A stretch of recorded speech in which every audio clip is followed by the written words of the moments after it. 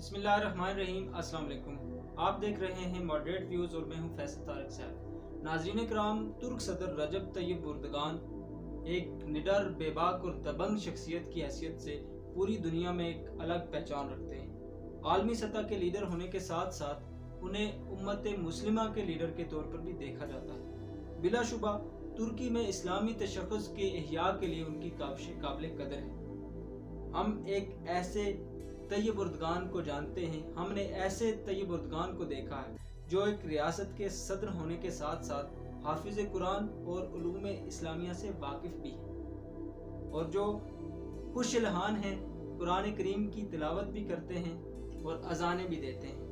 एक ऐसा सदर जब तकरीर करता है तो कुरान, हदीस, अंबियाए किराम और सहाबा किराम की सुनहरी मिसालें पेश करता है और जब प्यारे नबी मोहम्मद मुस्तफ़ा सल्लल्लाहु अलैहि वसल्लम का नाम लेता है तो मोहब्बत से दिल को थाम लेता है। एक ऐसा सदर जो कई मुसलमानों के दिल की धड़कन है। दुनिया भर के मुसलमान उसको इज्जत और अकीदत की निगाह से देखते हैं।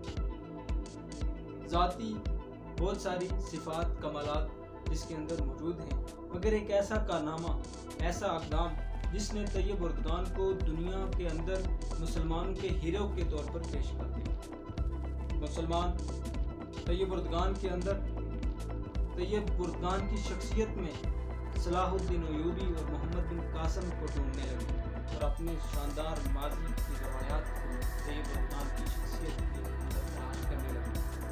नाज़रीन, वो कारनामा था ड्रामा सीरियल अर्तुगरुल गाजी का रिलीज करना। अर्तुगरुल गाजी महज एक ड्रामा नहीं बल्कि एक अलग दुनिया है जिसे पूरी दुनिया में देखा और सराहा गया।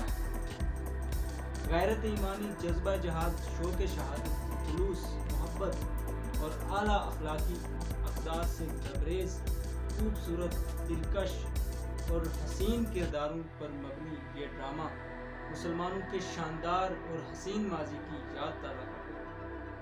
तलवारों की जनकार, गाजियों की पैकार और अल्लाह अकबर की ललकार और वो मैदान जंग में सजनों के मनासिर। मैं इस ड्रामे पर ज़्यादा बात नहीं करूँगा क्योंकि मेरा आज का टॉपिक नहीं है।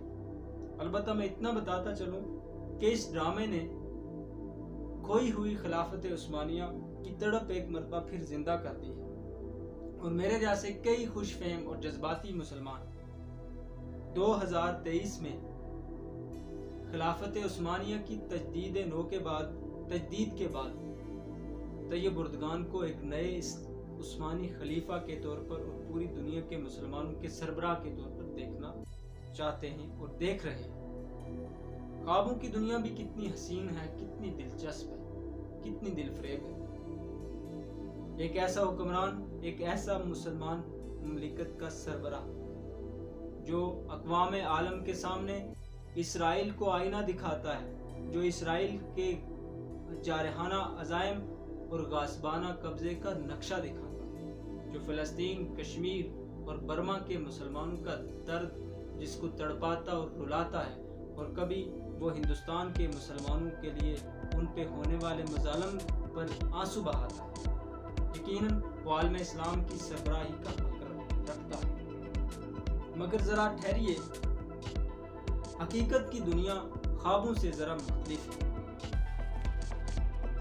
हम कभी तस्वीर का दूसरा रुख देखने की कोशिश ही नहीं करते। हम सिर्फ उस तय्यब एर्दोगान को जानते हैं जो कभी तिलावत करता है, कभी अजान देता है, कभी नबी करीम सल्लल्लाहु अलैहि वसल्लम की शान में नातिया अशार करता है। हम सिर्फ उस तय्यब एर्दोगान को जानते हैं जिसने आया सूफिया को एक मरतबा फिर मस्जिद का दर्जा देकर सुल्तान मोहम्मद फातेह की याद ताज़ा कर। हम शख्सियत परस्त लोग जब अपनी अकीदत का बुत तराश लेते हैं तो फिर उसमें किसी भी मनफी पहलू का तस्वुर भी नहीं कर सकते। आज जिस बात ने मुझे ये वीडियो बनाने पर मजबूर किया वो एक खबर थी कि सदर तय्यब एर्दोगान जो हमारे ख्वाबों के खलीफा हैं, वो नेटो के इजलास में शिरकत करने के लिए ब्रसल्स पहुंच चुके हैं। अर्तुगरुल ड्रामे में جن سلیبیوں کے پڑخچے اڑائے گئے اور وہ مناظر دکھائے جاتے ہیں انہی سے ہاتھ ملانے کے لیے۔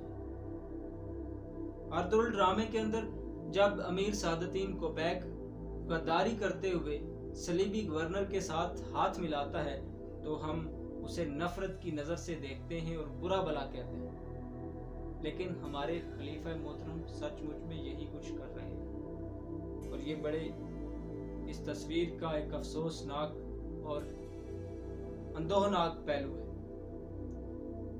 ناظرین، وہ نیٹو ایک درندوں کے گروہ کا نام ہے جس کے خونی پنجے لاکھوں مسلمانوں کے خون سے رنگے ہوئے ہیں۔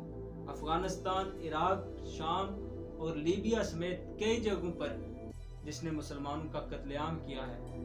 جی ہاں، ہماری خوابوں کی دنیا، ہمارے عالم اسلام کا مرکز، خلافت عثمانیہ کا قلعہ ترکی اسی نیٹو اتحاد کا حصہ ہے۔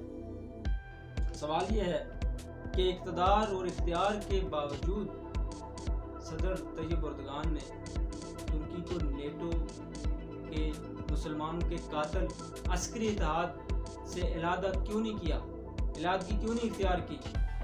سوال تو بنتا ہے۔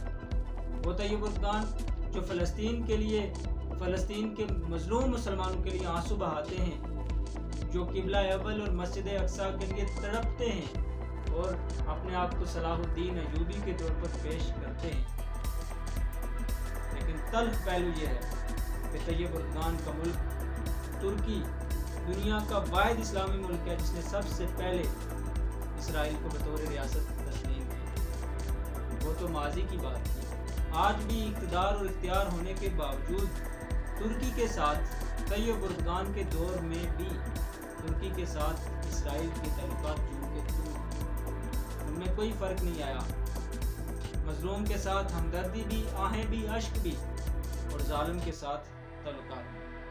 ایک عجیب تضاد ہے اور تلخ تضاد ہے۔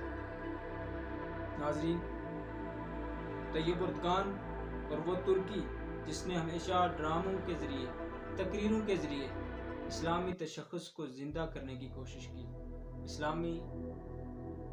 اسلامی معاشرے کا اور تہذیب و تمدن کا ایک تصور پیش کرنے کی کوشش کی، اسی ترکی میں کئی ایسے غیر اسلامی، غیر اخلاقی اور غیر شرعی قوانین موجود ہیں۔ سوال یہ ہے کہ برسر اقتدار ہونے کے باوجود خلیفہ محترم طیب اردگان نے ان قوانین کو بدلا کیوں نہیں، یا ان کو بدلنے کے لیے کون سی کوششیں کی، کیا ان کی کاوشیں ہیں؟ ایک مداح اور ان کا فین ہونے کی حیثیت سے، ایک فین ہونے کے ناطے اپنے ہیرو اور اپنے ممدوح سے سوال پوچھتا ہوں کہ ارطغرل ڈرامے کا طیب اردگان حقیقت کی دنیا میں اتنا مختلف کیوں ہے؟ ناظرین، یہ سوال ضرور بنتا ہے۔ آپ کو بتاتا چلوں کہ میری طیب اردگان کے ساتھ کوئی دشمنی، کوئی عناد نہیں۔ میں ان کا ایک عرصے سے فین ہوں، ایک عرصے سے ان کو چاہتا ہوں، پسند کرتا ہوں، لیکن میں حقیقت پسند ہوں، اور ہمیں کچھ بھی بننے سے پہلے سب سے پہلے حقیقت پسند